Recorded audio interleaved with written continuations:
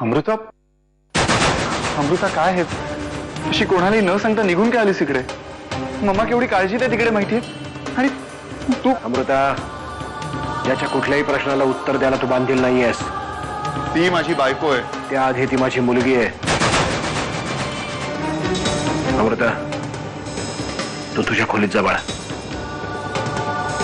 अमृता, अमृता माझं. अमृता,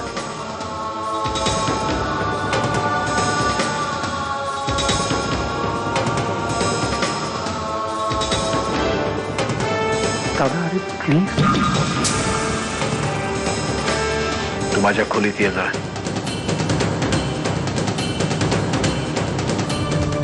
तुला इथे थांबवले ते हे सांगायला की तुझ्यामध्ये आणि अमृतामध्ये जे काही संबंध होते ते विसर आता आणि निघ. अमृता आता तुमची मुलगी नाही तर माझी बायको आहे. कुठल्या तरी खेड्यातल्या देवळात भातुकलीचा मांडलेला खेळ लग्न असू शकत नाही. तुम्ही ज्याला भातुकलीचा खेळ म्हणताय ना, त्या भातुकलीच्या खेळाचं सर्टिफिकेट आहे माझ्याकडे.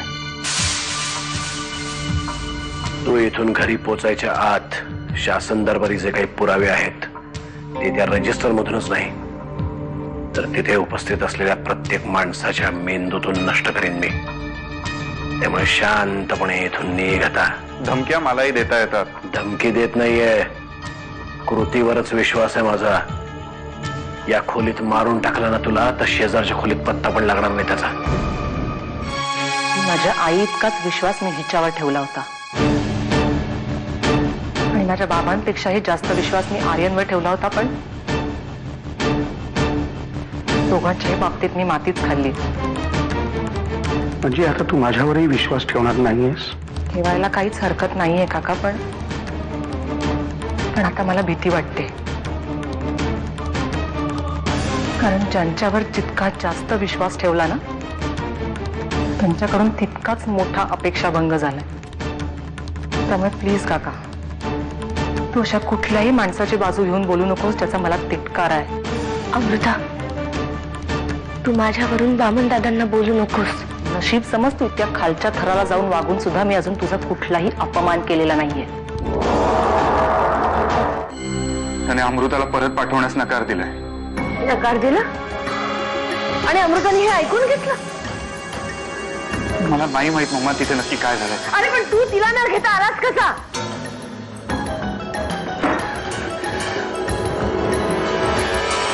नाईलाज झाला माझा.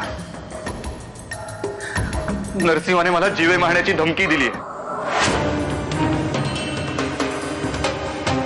म्हणजे माणसांचा जीव घ्यायची खुमखुमी अजून गेली नाहीये त्याची. बस आर्यन, आता मी संपले तरी चालेल पण या नरसिंहाला मी सोडणार नाही. जनाला फोन लाव. जना काकाला फोन करायची काही गरज नाहीये. नरसिंहाचा जीवच घ्यायचा असतं ना तर तो मीही घेऊ शकतो सहज.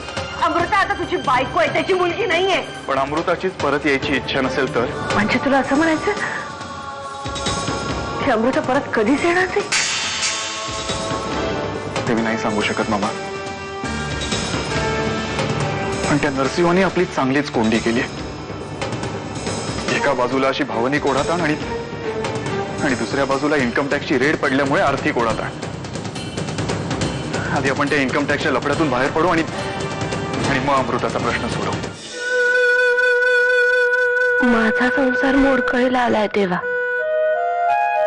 पण माझी त्याबद्दल काहीच तक्रार नाही. फक्त ज्यासाठी मी माझा संसार पणाला लावलाय ते ह्यांच्यातलं आणि अमृतातलं नातं तेवढं आता घट्ट जोडू दे तेव्हा. बाकी मला काही नको. माझ्या वाटेला आता पुढे जे काही मांडून ठेवलंय ते सगळं हसत हसत सोसेन मी. पण त्या दोघांच्या वाट्याला आता आणखी दुःख नको देऊस, नको देऊस.